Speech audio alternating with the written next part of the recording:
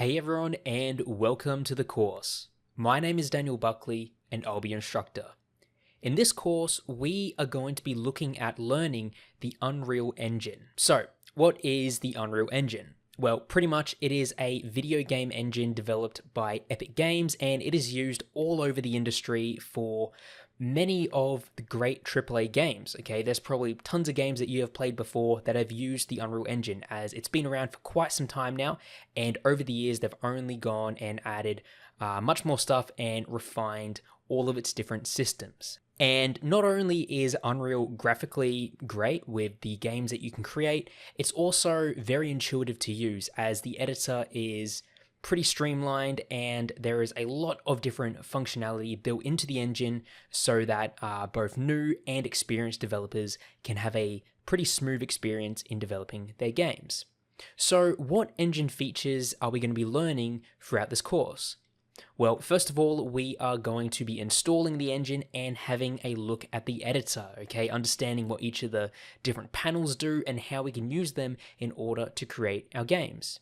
Next, we are going to be looking at actors, and actors are basically the foundation of every object in your game, okay? The player is an actor, the player's weapon is an actor, the enemies are actors, the rocks that you hide behind, those are actors as well. We'll be looking at what an actor is, we'll be looking at how you can move them around, rotate them, scale them, so that you can then have the ability to construct your levels. We'll also be looking at lighting in Unreal. Okay, lighting is something that Unreal does very well, and pretty much with minimal effort, you pretty much just need to drag in and drop a light and it can look amazing. Okay, so we'll be looking at the different types of lights Unreal can provide, as well as how we can change them to fit our needs. Zenva is an online learning academy with over 1 million students. We feature a wide range of courses for people who are just starting out or for those who just want to learn something new. The courses are also very versatile, allowing you to learn in really whatever way you want. You can choose to view the online video tutorials, read the included lesson summaries, or follow along with the instructor with the included course files. Now let's get started with the first lesson. Hey everyone, in this lesson we are going to be going over how to install and set up Unreal Engine 5. So first of all, I'm here on the Epic Games Store because Unreal is a product of Epic, so we just want to go to store.epicgames.com. And then at the top right corner of the screen, there is a blue download button that we want to click, and that is going to install the installer, and just go along that process of choosing where you want to install it on your computer. And then once that is complete and once you have signed in, you can create an Epic Games account as well while you're waiting for that download by clicking on the sign in button right here. Once that's complete and you have opened up the Epic Games launcher, then you should be on a screen like this. But if you're not, you can go down to the Unreal Engine tab here on the left. So you have Store, Library, Unreal Engine. We want to click on Unreal Engine. And here we are. So then what we want to do is at the top, you'll see we have News, Samples, Marketplace, Library, and Twinmotion, okay?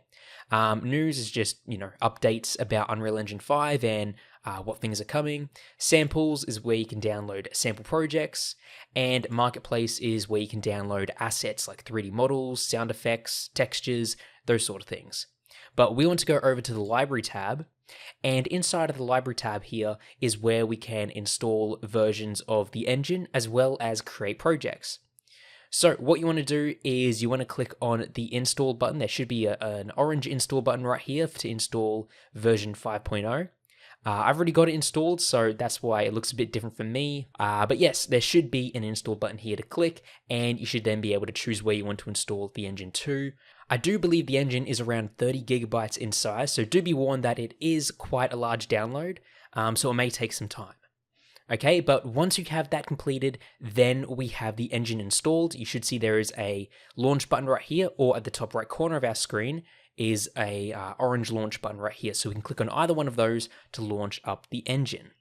So we're going to click on that, and in the next lesson, we are going to go over looking at how we can create ourselves a project and what settings we should choose beforehand. Welcome back, everyone. In this lesson, we are going to be looking at how we can actually set up and create a brand new project in Unreal Engine 5. So here I am inside of the library in the Epic Games launcher, and what I'm going to do is I'm going to click on the yellow launch button here at the top right corner, or you can click it on the specific version down here in the list. So we're going to click on that, and it is then going to open up the editor. Okay, so once you click on the launch button, you should then have open the Unreal Project Browser. And this is basically where we can go ahead and either choose a recent project to open, but we have none of those created just yet, or we can go down here and choose a template. Now, Unreal isn't just designed for making games, there's also film and video, architecture, as well as manufacturing and product design, but we're of course looking at making games, so let's click on the Games tab right here. And the first thing we need to choose is a template, okay? You can see there's a number of them here. We've got blank, first-person shooter, third-person, top-down vehicle, and some virtual reality and augmented reality stuff. Now, generally what we want to do is just start with a blank template because we are actually learning the editor, so we don't really want to get a lot of clutter in the way. So we're just going to select the blank template right here. And then on the right hand side here is where we can choose our project defaults. So first of all, do we want to use Blueprint or C++? This is basically going to just be the default layout for whether or not we want to use the visual scripting or the actual writing down code. Now, for this course, we are only going to be looking at Unreal's Blueprint system because it is quite powerful and it is fairly easy to learn, so we'll keep that selected on Blueprint. Target platform, desktop, quality preset we'll set to maximum. Starting content, this just gives us a bunch of textures, sound effects, and some other stuff that we can play around with in the editor, so we'll keep that as well. And ray tracing, we'll keep that disabled as it is by default. Now, with the starter content, do be warned that this will make this project file around 600 megabytes in size, so do make sure you have at least 600 megabytes available to use. We can then choose the project location down here at the bottom right corner. You can just click on this little folder icon if you want to change that. And down at the bottom right, we can change a project. We can give it a project name. So I'm just going to call this one Intro to Unreal. Okay, just like that. And then what we can do is we can click on the blue Create button down here, and that is going to then open up the Unreal Engine editor in our new project. And here we are inside of the Unreal editor. Now, in the next lesson, we are going to begin diving in and seeing what each of these different little windows are, what the buttons do, just so we can get a better understanding of how to navigate and use the editor. So I'll see you all then. Welcome back, everyone. In this lesson, we are going to be looking at how we can explore and learn the Unreal Engine 5 editor. So in the previous lesson, we created a project, and now here we are, and probably right now you're wondering, what is all this stuff? What are all these different buttons, these different panels, selections, and all that? It's probably quite confusing right now, but let's take it step by step and look at what each of these things do. Okay, first of all, the main attraction is this center window right here, and this is our level viewport. This basically gives us a view inside of our level where we can select objects, move them around, modify them, rotate them, scale them. This is basically where we are going to be building our levels. Now, over here on the right hand side, we have two panels. At the top, we have the outliner, and the outliner basically lists every single object inside of our level right here, okay? It's basically like looking at a spreadsheet view of our level. Okay, so we can have a look at each of the individual objects. For example, we have a light source right here. We have a skylight. If you scroll down, you can see we have our chairs, our floor, statue, table. So we have all the objects and all the different things that make up our level listed here inside of the outliner. Now, down below is the details panel.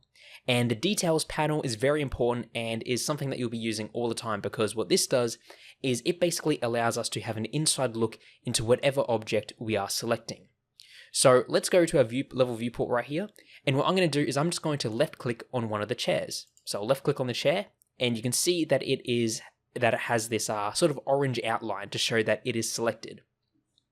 You'll see here in the outliner, it is highlighted in blue, the chair that we selected. You can see it's this one right here. And then down here in the details panel, you'll see that all of a sudden it has been populated with a bunch of information, okay? Now, what this is basically doing is it is showing us what makes up this chair as well as a lot of other properties that we can modify, add, remove, etc. So we can then click on the table, for example, and that will show us the table's information. We can click on this little statue in the middle. That will show us the information there. We can click on the ground, and as you can see, it shows us the information there as well. Now, we're not going to go into too much detail on what each of these things do down here, but you can, of course, scroll down and see that there are a lot of settings. Don't worry, you're not going to be having to modify each and every one of them. A lot of them are quite specialty that you only need to be using in certain situations, but the most common ones are probably the location, rotation, and scale properties, which basically allow you to modify the position, rotation, and scale of the objects that we have in our levels. Also here at the top, we have our main toolbar. It's basically this strip that runs below all the settings up here and above our level viewport, okay? First up, we have our save button, which of course just saves the current project. We have a select mode, which we don't really need to get into just yet.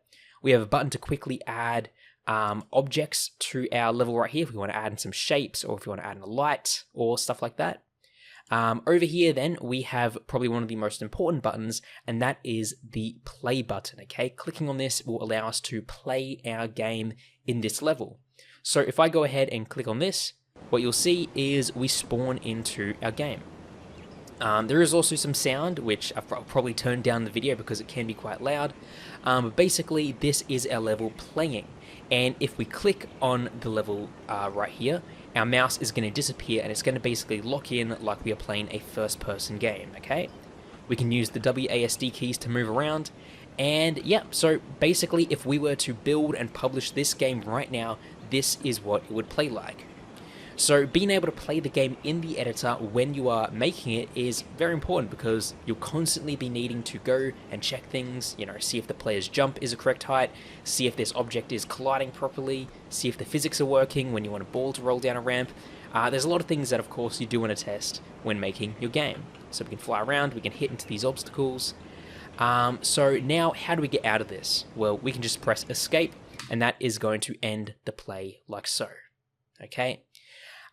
So this is really only the basics of the editor, and in reality this is the only stuff that you need, okay? There are of course plenty of other windows. If we click on the window drop down right here, you'll see that there are dozens and dozens of other windows that we can open up, but those are for specialty reasons, okay? If you want to get into animation, then there is an animation window. If you want to get into making materials, there's that. But if you just want to place objects in your scene, this is pretty much all you need, these three windows right here. Now, another important window is one that we can't actually see just yet, but if we go down to the bottom left corner of our screen, you'll see there is a little button here that says Content Drawer, okay? We can click on that, and this opens up this little pop-up window right here, which basically contains the project files, okay? You can see on the left-hand side here, there's a sort of file explorer layout right here, and pretty much this reflects the files that we have saved on our computer. So we can go here, we can create new folders, we can create new files, and these are what are known as assets, okay? And an asset is basically an object that we use in game development, okay? Something such as a 3D model, a sound effect, an object that we want to save and be able to spawn in again, a piece of code, a texture, pretty much anything that we have to use, any file that we need for our game is known as an asset. And you'll see here we have one folder already, okay, and this is our starter content. Now, the starter content is what we enabled when we created our project, and this, if we open it up by double-clicking, contains a bunch of things, okay? You can see we have architecture, audio, blueprints, HDRI, maps, etc. If we go over to the props folder and double-click on that, this is going to open up a folder which contains a bunch of 3D models, okay? So you can see here we have the chair, which is in our scene right here. We have a rock, we have a statue, we have a window frame. So starter content basically just includes a lot of stuff that we can use in our project, okay? So we don't have to go around looking for 3D models. If you just want to throw something together, the starter content has a few things for you to experiment with. Now, there's also a lot of hidden windows that we can access by opening up objects. So if we go to the chair model here, for example, SM_chair, what we can do is double click on that. And what that will do is open up this new window right here, okay? We can drag it around, Or what we could do is we can click on the little tab right here, okay? And you'll see we have the SM_chair tab here. Let's click and drag that into the main window right here, and you'll see it's just like a web browser, okay? We can have multiple windows open at the same time and have them saved on different tabs, okay? So for example, you might have your main scene here where you're making your game. You might then have another tab which is for all your players' blueprint code. You might have another one for where you're actually animating the player, and you might want to tweak those animations as you're going about.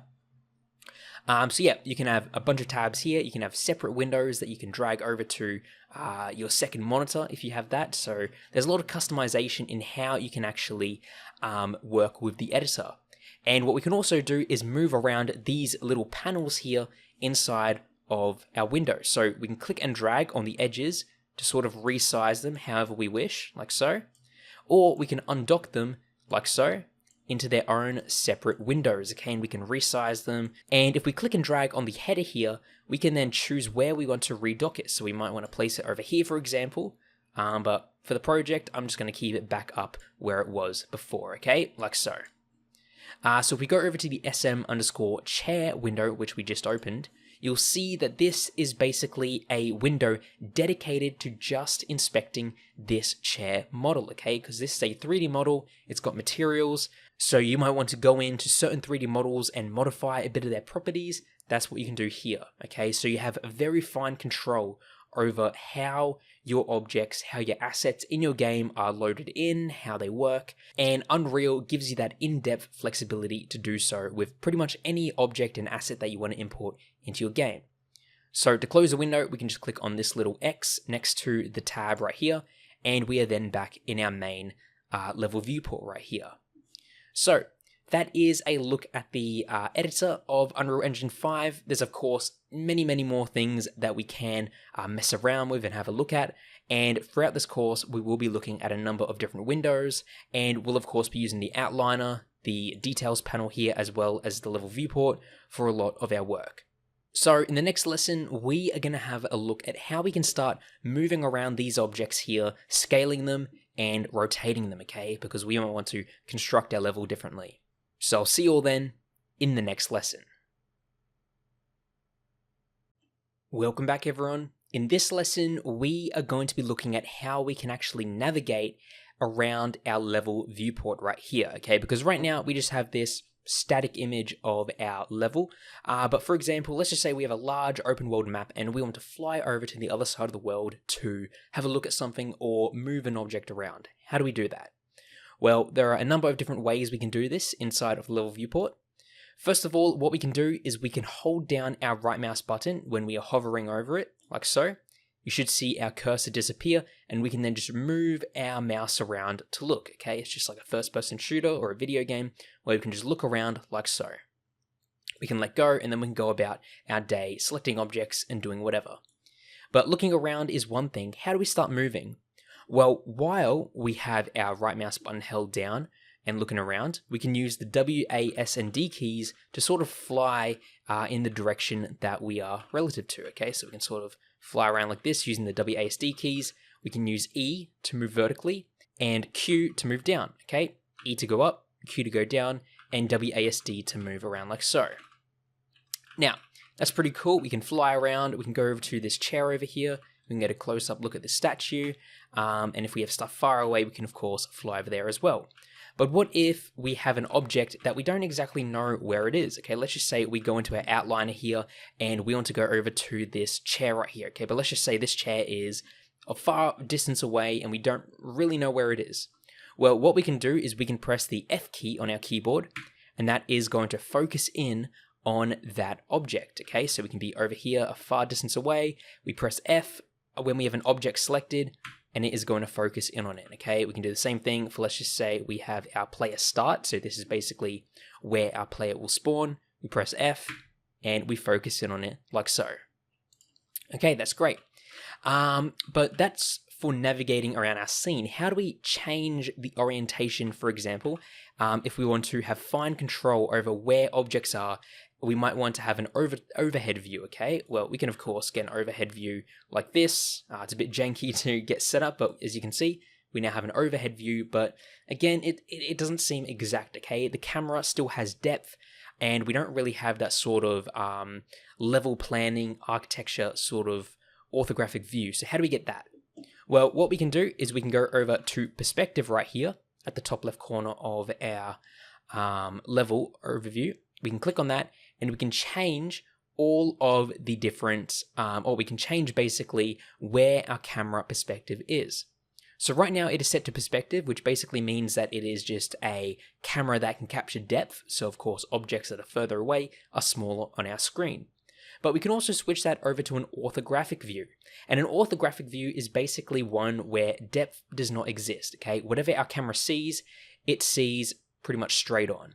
So we can change that to top right here. And as you can see, we now have an overhead orthographic view of our level. We can zoom in with the scroll wheel. We can hold right mouse to sort of drag and pan this around. And it's kind of like we're in a 2D view right here, okay? So we can move it around like so. We can see our chair right here, and we can click it. We can do the exact same for the table. We can do the same thing for the other chair. And we don't actually see our level as it is. Instead, we are seeing it in wireframe mode, okay? And we can see that next to where we choose our perspective, we can see sort of the rendering mode of our level viewport right here. And right now it's set to wireframe. And wireframe is basically there to show us all the different vertices and edges of our mesh, okay? You can see the chair mesh has quite a lot because it's quite a complex mesh compared to the ground, for example, which is just basically a shrunken down cube. So it, of course, is much more simpler. But what if we want to be in this view, but we also want to be able to see the materials, the lighting, the textures, and all that? Well, we can go here, click on wireframe, and you'll see there is a bunch of different view modes we can choose from. And what we want to do is we want to choose the first one, which is called lit. And lit basically has the game render as it would normally. So now we can see our chairs in their full glory right here. We can see the ground, the different materials, and everything. So if you do on this overhead sort of 2D view, that's how you do it. And of course, to get back, we can click on the top right here and go back to perspective. Or we can choose a different view. We might want to view it from the front this time. But let's go back to perspective, as this will then allow us to get back into this sort of 3D world again and fly around. Now, of course, you can use the scroll wheel as well to zoom in and out, like so. We can also hold down left mouse, and left mouse will basically allow us to sort of glide along the surface, okay? So holding left mouse and then dragging it forward will drag us forward, back, and rotate around, okay? So this basically just drags us around the flat surface like so. So yeah, that is just a look at how we can actually start moving around our level right here. Because once we start adding in objects, we want to get a different position. We might want to move an object off screen, go over there, modify it a bit. So yeah, you'll be constantly flying around, focusing in on objects with the F key like so, in order to build your games. And I'll see you all then in the next lesson. Welcome back, everyone. In this lesson, we are going to be looking at how we can move, rotate, and scale our objects inside of Unreal. So the first thing we need to understand is, what is an object in Unreal? Well, basically, if we go over here to our outliner, you'll see that we have a bunch of different objects and folders. Now, these folders here aren't actually objects in our world. They are just for the outliner in order for us to easily organize things, okay? So you can see here we have an audio folder. This is where all of our audio related stuff like this audio emitter right here, an audio component. We have things like sky and fog, as well as static meshes, which are things for like our chairs and our table. Now, these objects down here, these are what are known as actors, and an actor is an object that has a point in 3D space. So if you have something in your level here which has a position, so basically if it exists in your world and you can see where it is, that is an actor, okay? Most objects in your levels are going to be actors. And it's not just things like 3D models, okay? It can also be something like this right here, which is your reflection capture, and this basically captures the scene around it and applies it as reflections, okay? That's not something you'll ever really see. You're never going to see this little icon. That's just for the level viewport right here. Same thing for this little audio. This icon is only existing here when we are not playing the game, okay? And this is still an actor because it has a point in 3D space. So let's say we want our chair right here, our chair actor, and we want it to actually move. So how do we move it? Well, when I click on it, you'll see this thing appearing down here. And what this is the move gizmo, okay? Now, the move gizmo allows us to move this object in 3D space. Now, you'll see there are 3 different colors. We have the green, blue, and red colors, and those each have an arrow pointing in a different direction. Now, when working with 3D space in pretty much any piece of 3D software or even 2D software, you will have different axes. And if we go down here to the details panel, once we have the object selected, you can see underneath the transform dropdown, we have a location property, okay? And this location property has 3 different values. You can see it's got the little red, green, and blue. And this stands for our X, Y, and Z axes, okay? And the X, Y, and Z axes all together make up a 3-dimensional position. So what we can do is we can click and drag on this green arrow, and this is going to move the chair along the Y axis. And you can see over there in the details panel, you can see that the Y value of our chair right here is changing. So it's around 125 here. We can move it to the left here to increase it like so. Same thing for the red axis, which is for our X axis. As you can see, that's been modified as well. And for the blue axis as well. That is our vertical one. You can also go Control Z to undo. Now, something that's also important to note is if we select the chair again and we go over to the location, we can click on it and we can enter in our number. So let's bring it over to 0, 0, 0, okay? Now, this position right here is the 0 point, okay? This is where all axes are equal to 0, okay? If we select the red axis and move it up, you'll see it is moving in the positive numbers, and if we move it to the left, it's going negative, okay? So pretty much 0 is the center of your level essentially. So it's important to note that objects can move relative to the 0 coordinate right here. Okay, so that is the move gizmo, and you will see, if I just move this chair up a bit so it's on the floor, you'll see that there are these little squares next to it as well, okay? And these little squares, if we click and drag on those, will move it along that sort of surface, okay? So you can see here we have the X and Y axes highlighted on the gizmo, so we can move it along the X and Y. We can also click on this square here, and this will move it along this plane. So there's lots of different ways that you can move your object around, and in the middle we have the white circle, which basically moves that relative to whatever direction the camera is facing, okay? But you won't really use it that often. Mainly you'll be using the arrows here. And of course, you can go in here and manually set a position. So we might want 25 on the X, we might want 15 on the Y, and 50 on the Z, okay? And there we go, and it can move it around like so. You can also click and drag on these properties to increase it like so if you wish. If you want to maybe get a fine-tuned number here that you want, rather than clicking and dragging on these gizmos right here, it's entirely up to you. There are many different ways of doing this.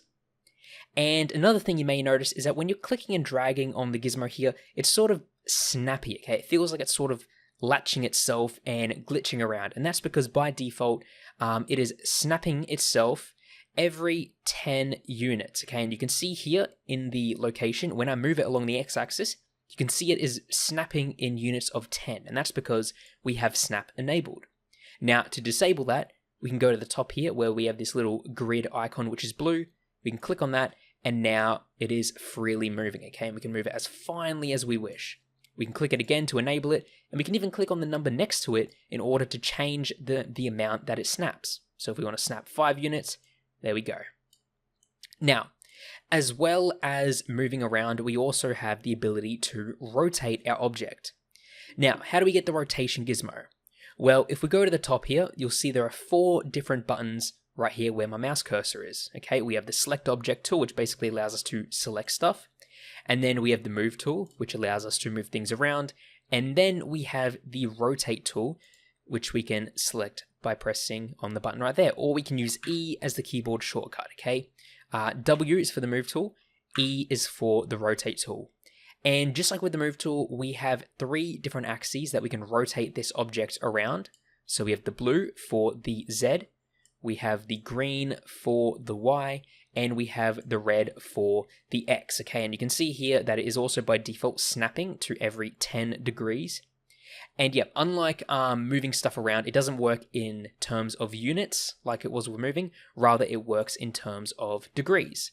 So down here inside of the details panel, we can go to the next line, which is rotation, and we can set that. So I'm going to set this to 0, 0, 0 on all axes, so it is nice and centered here.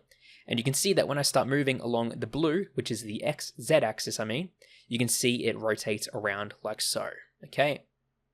There we go. So that is the rotate gizmo right there. Finally, we have the ability to scale our objects, okay? So if we click on the scale right here, keyboard shortcut R, this allows us to change the size of the object. And just like before, we can scale it up along the X, Y, and Z axes as well. So if I want to scale it upwards, for example, we might want to have this chair be very tall. We can click and drag on this blue square right here and drag that up like so. It might not look that good when you're doing it with things like chairs, but if you got things like, for example, geometry or nature sort of items like a rock, for example, you might want your rocks to not all be the exact same size. You might want your trees to be slightly different scales so that they don't all look like they're copy and pasted. So that's where scaling come into play. So we can, of course, scale along all the different axes like so, and we can also click and drag on the center white square to scale it uniformly along all axes. Now, when it comes to scaling, the default is not 0, okay? For position, for example, the default position is going to be 0, 0, 0. The default rotation is going to be 0 degrees, 0 degrees, 0 degrees. But the default for scaling is going to be 1, which basically means 1 times the scale, okay? So it's 100% its normal scale. If we set it to 2 here, for example, that means that this object is going to be twice as big. 5 times as big if we enter in 5, for example, here then, and so on and so forth, okay?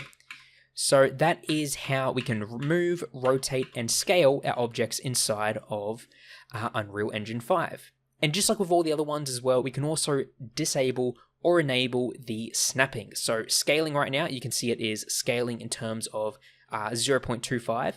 But if we go up here to where we have the scaling snapping, we can disable that. And as you can see, we now have a nice smooth scale that we can change. Same thing for rotation. If we press E to go to our rotation tool, we can disable rotational snapping by clicking on this little button right here, and we can then rotate it nice and smoothly. But of course, snapping is a preference, and if you do wish to have it there to get more uniform and rigid sort of numbers in your details panel here, then you might want that. Or if you're moving something around, so if we go to the move tool, let's just say you're moving around ground items like this one here. So we have 2 ground tiles right here.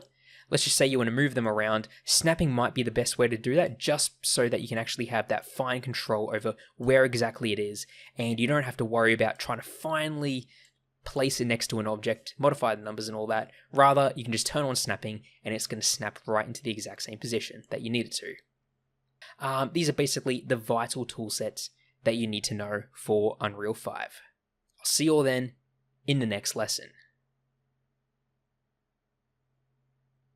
Welcome back, everyone. In this lesson, we are going to be looking at how we can create ourselves a new level, okay? Because inside of Unreal here, basically, the way it is set up is that the engine and the way that you build your games is in what's known as a level, okay, or a scene.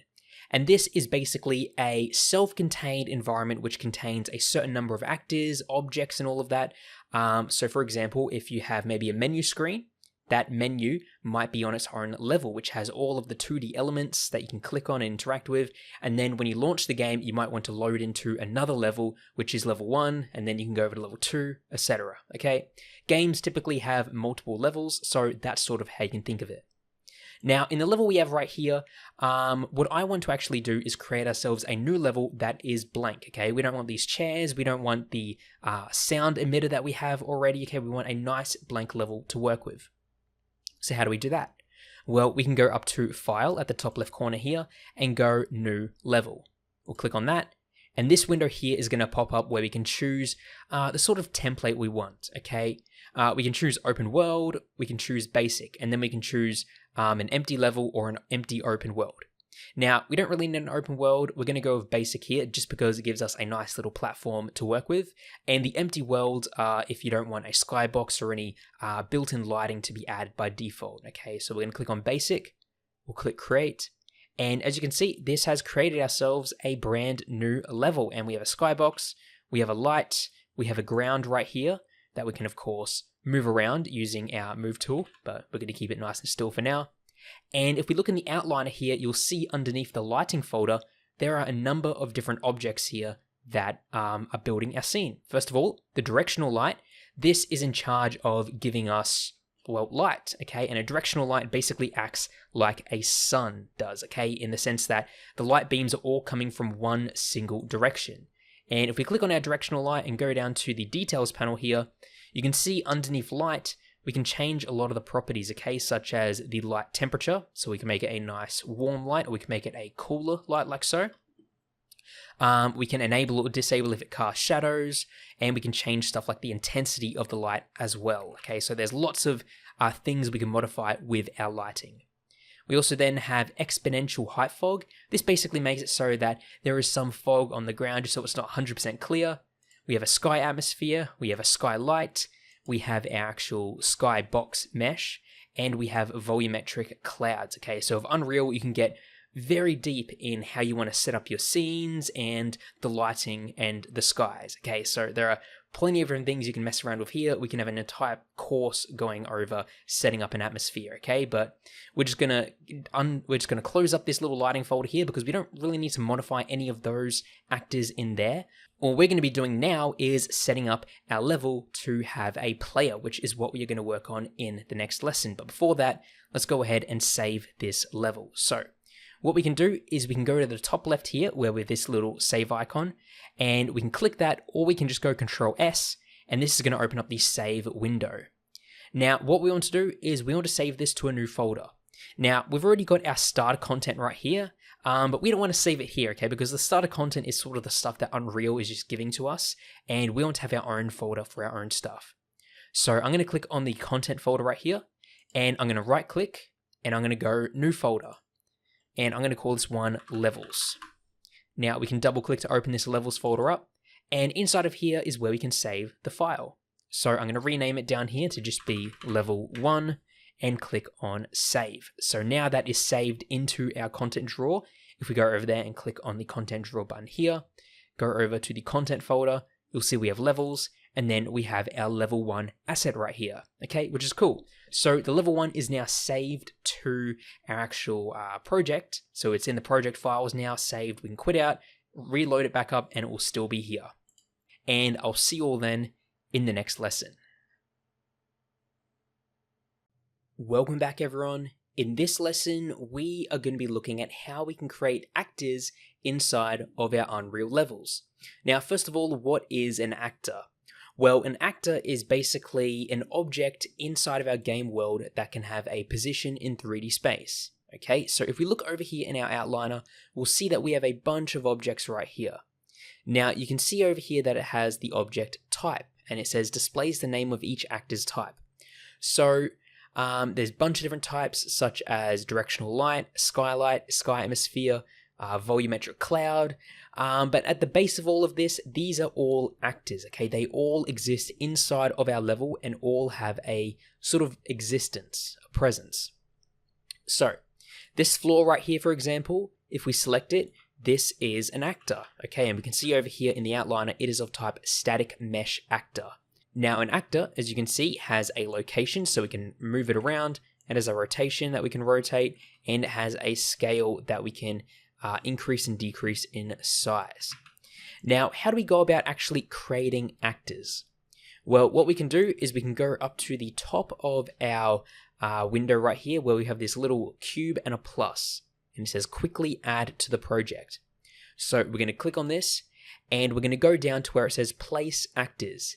And you can see here that there are a bunch of different types of actors. Okay, we have basic ones, which is just creating sort of like an empty actor for us to add stuff to.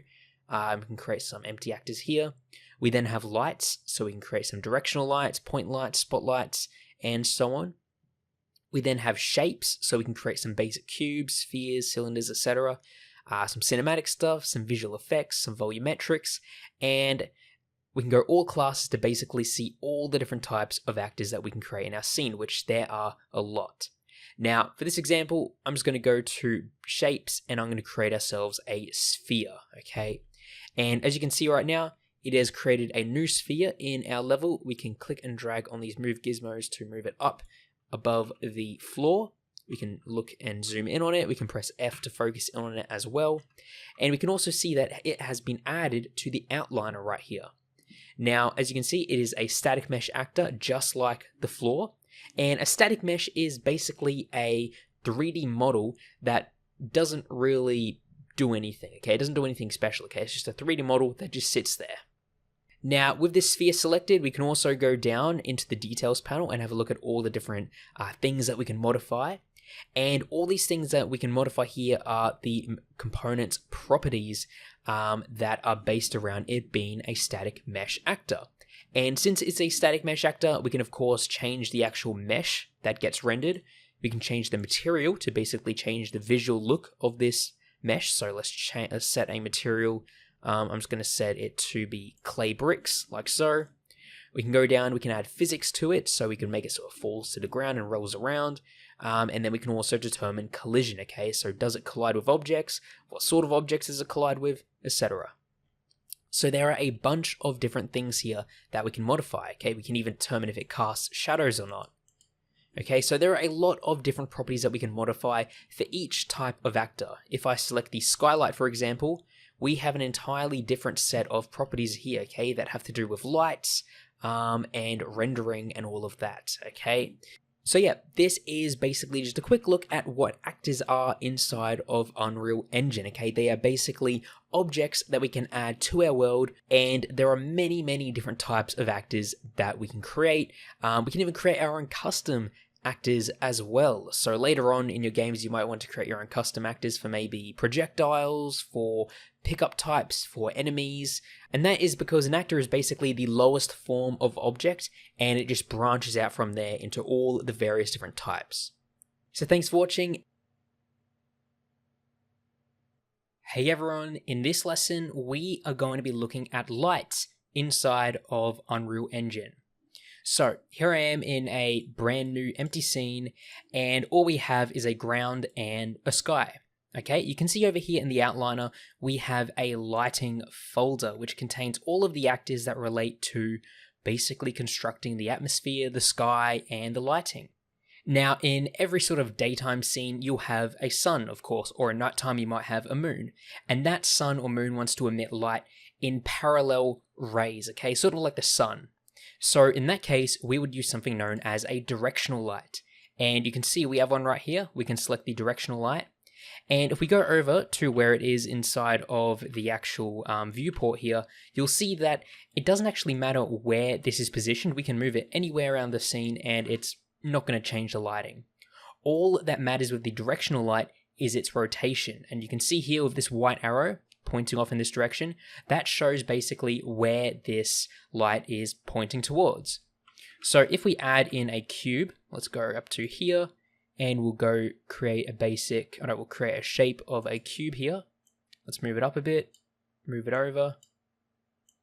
Okay, and you'll see that we have a shadow going off in this direction. That's because our directional light is pointing sort of to the bottom left corner of the screen here, and that is where the shadow is as well. Now, with our directional light, we can select it here, and inside of the details panel, you'll see that there are a bunch of options relating to just modifying the properties of this light. We can, first of all, change the rotation, which basically determines which direction this light is pointing. So if I move it along the y-axis here, what you'll see happen is it's pretty dark. That's because the light is currently pointing up. And the way that the directional light works with the rest of the atmosphere is it actually is a procedural sky. So pretty much the sky will change based on the rotation of our directional light. And you'll see if I keep bringing it over and start bringing it over like this, you'll see that it's sort of like an early morning sunrise here, as the light is almost parallel with the horizon. Oh, let's get a better view here. If I bring the light up a bit more, you'll see it starts to rise in the sky and the sky turns blue. You can also see the shadow of our cube changing as well.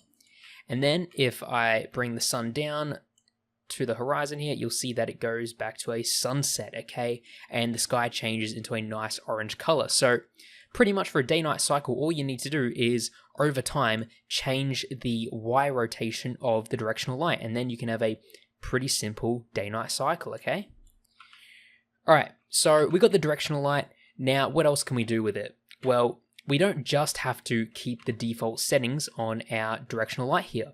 What we can do is in the details panel, we can scroll down, and we can change stuff such as the intensity, okay? Right now it is set to 6.0 lux, so we can increase that. And as you can see, the brightness is increasing as well. Now, you probably don't want to see this bright, so keeping it around the default's probably best.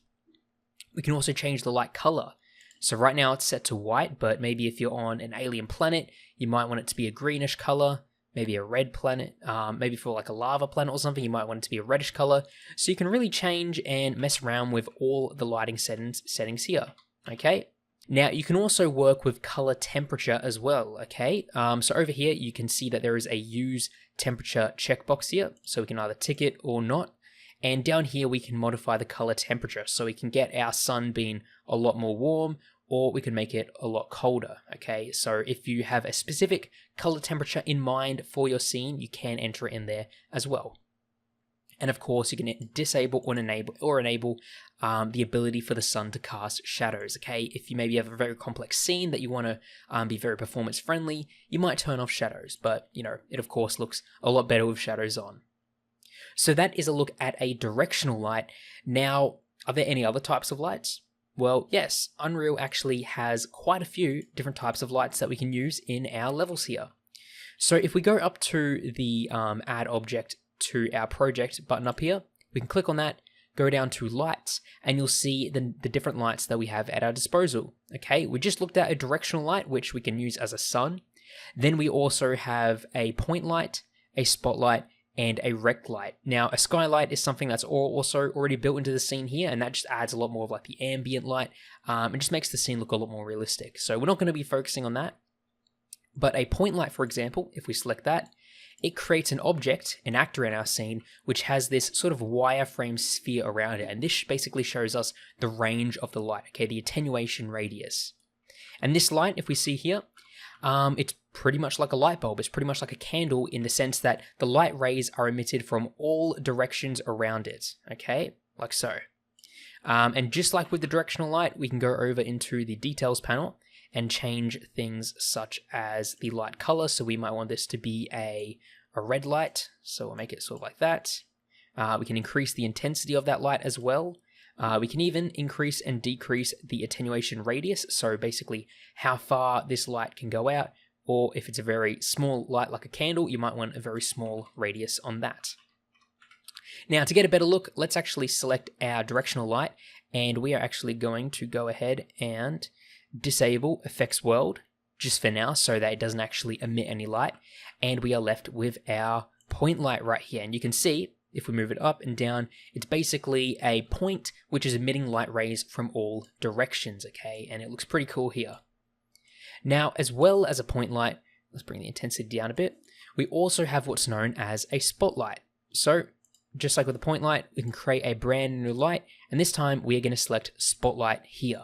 And a spotlight works pretty much like a torch, okay? You have a light source which emits in a cone like this, okay? Now, we can of course change the properties of that cone. If we select our light here, select our light, we can go over to our details panel, and we can change things such as the outer core angle. So if we want a very narrow light, or if we want a wider light, we can do that. We can also change the inner core angle, which sort of makes it so it's a lot softer or a lot harder of a transition from bright to soft. We can also go down here, increase the attenuation radius so it goes further out. And let's actually position it so it is pointing down on a bit of an angle, like so. Okay, there we go, something like that. So you can see how this is sort of like a spotlight. Maybe if you have a stage or something, you might want to have these lights beaming down, or if you have a street scene where you have street lights, you know, you might want to have a bunch of these street lights dotted around the place. And in that case, if you were creating something like a lamppost, you'd probably want a bit of a warmer light. Now you could go ahead and just change the light color here to something like that, but it doesn't really look that realistic. So when creating lights that are based on real things, I recommend using light temperature, as that much more closely resembles real light in our world. Okay, but of course, if you want to create something like LEDs, or if you want to create some strange, purple magic, then you'd probably want to directly change the light color. But I'm going to select use temperature, and I'm going to bring that down. Okay, and there we go. So now we have our basic little street lamp right here with its light emitting down. We have a point light, which emits light in all directions. Now, finally, we have another light type that we can look at, and that is going to be the rect light. So we can go lights, rect light right here, and pretty much as it sounds, it emits in the shape of a rectangle, okay? So if you have maybe some sort of ceiling that you want to have light emitted through, if you have some sort of surface that you want diffuse light to emit through, rect lights are good. And we can, of course, let's just rotate it down here, move it up a bit as well, move it away. Okay, we can, of course, change the size and the scale of this as well. So down inside of the details panel, we can, of course, change things such as the source width and the source height, and that will then emit in those respective directions. We can also change the barn door angle, so we can make it sort of like more narrow focused, the light, or we can make it so the light has the ability to spread out a bit. These pretty much are able to simulate things like lights on a movie set, where you might have the barn doors to sort of point the light in a certain direction. And yeah, that is just a quick look at the different types of lights inside of Unreal. We can also go ahead, select our directional light, enable effects world again, and as you can see, it gets very bright for a second because the camera sort of is like a person's eye in the sense that it has to adjust. And you can see now that the directional light is active. All these other lights are either not visible at all or very, very dim, and that's just because the way that exposure works, if you have a very bright light source, that is going to overpower pretty much any other light source that there is that is dim. So yeah, that is a look at lighting inside of Unreal. There's, of course, much, much more that goes into lighting if you do want to explore those avenues, such as light baking and constructing scenes with lights. There's entire jobs in the game industry dedicated to just lighting scenes, so there's definitely a lot to learn in this area. So thanks for watching, and I'll see you all then in the next lesson. Welcome back, everyone. In this lesson, we are going to be looking at physics inside of the Unreal Engine. Now, in many games, there are objects that you can push around, you can knock things over. Physics are a thing that we find in pretty much every game, or not in every game, but in a lot of games. So how can we get physics working here in Unreal? Well, it's pretty straightforward because Unreal has its own built-in physics engine, and really it literally just takes one click of a button to get an object start being affected by physics. So first of all, we need to create ourselves an object. I'm going to go up to this little button here at the top left where we can create ourselves some actors. I'm going to go down to shapes, and I'm going to create a sphere. Okay, here's our sphere right here. Then in the details panel, we can scroll down. I'm going to change the material here from the basic shape material to something a bit better. Let's choose M_door just to make it look something like that. Then what we can do is we can go down to the physics section here, and you'll see that there is a simulate physics property that we can tick. Okay, we're going to enable that, and now if we press play, you'll see that the ball falls to the ground and it is now being affected by physics. Now, the default camera inside of Unreal here, we can fly around, we can collide with the floors, and we can also collide with physics objects, and we can push them. So as you can see, I can sort of nudge this object along to get it moving. Now, of course, since it is a ball, it is of course going to be rolling. Now, we can also combine that with some other stuff. So let's say we want to build a little ramp for this ball to roll down on. Okay, I'm going to go ahead, I'm going to create a cube now. Let's move this cube over here. We can sort of scale it down a bit, change its shape. Okay, something like this. You can then lift this ball up in the air. Now, I'm not going to enable physics on this cube because we don't really want it to fall down. We just want the ball to be able to roll down this hill. And if we go ahead and press play, you'll see that it goes and it rolls down like so. Now, Unreal's physics engine is pretty cool. I mean, you can get quite complex things. You can get entire structures to crumble and fall down, and you can get, basic stuff like this to work. So if you do have a game where you sort of want to roll a ball around and bump into stuff, using physics is something that is very viable and something that you don't need to put a lot of work to get working. Because as you can see here, all I had to do was pretty much enable one button and it works straight away. Now, there are a bunch of other settings here that we can modify. We can enable gravity or disable it. So, for example, if we want no gravity, we can disable that. And so this ball isn't going to fall, but if I give it a nudge, it is still going to move off in that direction as if it is basically floating in space, like so. Now, another thing we can do, if I enable gravity again, we can also change stuff such as the damping. And this is basically drag that is applied to the ball, okay? Linear damping is basically drag that's applied to the movement, and angular damping is drag applied to the rotation. So let's just say we want this ball to basically have a lot of angular drag, which basically means that after a while of rolling, it's going to slow down. Because right now, if we press play, you'll see that as it rolls, it's pretty much going to roll forever, or it's going to take a very long time for it to stop rolling. So for the angular damping, let's set that to be 5, and let's press play. And you'll see that as the ball rolls down, it's rolling down a lot slower, and it stops pretty much just as it gets off the platform. And that's because this ball does not want to be rolling, okay? The angular damping is basically being applied to basically counteract any rotation that the physics system gives it. We can give it a nudge, it's going to roll a tiny bit, but it's pretty much not wanting to roll anywhere, okay? Now, something else is that this ball right now, if we go down to our physics section, you can see here under mass, it weighs 109 kilos, okay, kilograms. And that is because that this ball is having its mass automatically generated once it's created based on its volume and its size. So Unreal is sort of estimating how much it would weigh in the real world. Now, 100 kilos is pretty heavy, so what we can do is we can actually override that by enabling the mass right here and filling in our own value. So let's give it a value of 1, okay, so 1 kilo. Now, if we go ahead and press play, you'll see that this ball, it doesn't really behave any different, but it does weigh only 1 kilo. So yeah, that is a look at Unreal's physics system inside of its engine. Again, there is a lot more stuff that you can mess around with and tweak to get your game working the way that you wish. And when it comes to character controllers as well, they have their own physics such as drag, such as in-air control and all that. There's plenty of stuff to work with when it comes to physics. So thanks for watching. Congratulations on completing the course. We just finished looking at how to create games inside of the Unreal Engine. So let's quickly go over the different features that we explored. Okay, first up, we looked at how we can basically navigate the editor, and we learned about the different panels. We also looked at the blueprint screen and a general gist of how the engine works with the different windows, and each of those different windows having a collection of different panels that relate to what you're doing within that window, such as the level editor, which had panels dedicated to exploring our scene and placing in objects, moving them around.